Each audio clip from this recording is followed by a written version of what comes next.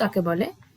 Marine insurance covers the losses or damages caused to any transport or cargo while they are being carried from one place to another. তো কোনো পরিবাহী বা কোনো পণ্যের যদি কোনো লস হয় যখন সে এক জায়গা থেকে অন্য জায়গায় যাচ্ছে, তো সেই ইন্স্যুরেন্সটাকে কভার করে হচ্ছে মেরিন ইন্স্যুরেন্স। বেসিক্যালি এই মেরিন ইন্স্যুরেন্সকে দুভাগে ভাগ করা যায়, একটা হচ্ছে মেরিন কার্গো ইন্স্যুরেন্স, অন্যটা হলো মেরিন হাল ইন্স্যুরেন্স।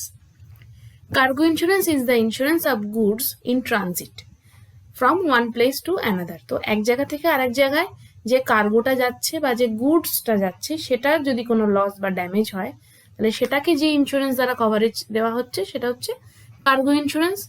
এবং সেই কার্গোটা যে এক জায়গা থেকে আরেক জায়গায় যাচ্ছে সেটা বাই এনি মোডস হতে পারে, সেটা হতে পারে সমুদ্র দিয়ে যাচ্ছে, সমুদ্র পথে যাচ্ছে, হতে পারে সেটা বায়ু পথে যাচ্ছে মানে আকাশ পথে যাচ্ছে, বা সেটা রেলে যাচ্ছে, বা সেটা রোডসে যাচ্ছে বাই এনি ট্র্যাকস, বা হতে পারে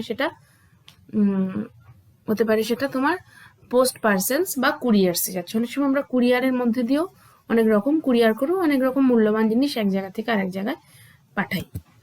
নেক্সট হচ্ছে হাল ইন্স্যুরেন্স।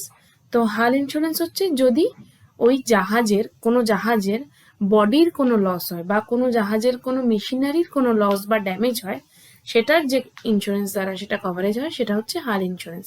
তাহলে hull insurance is the coverage to the body of the ship and machinery of vessel against any loss or damage.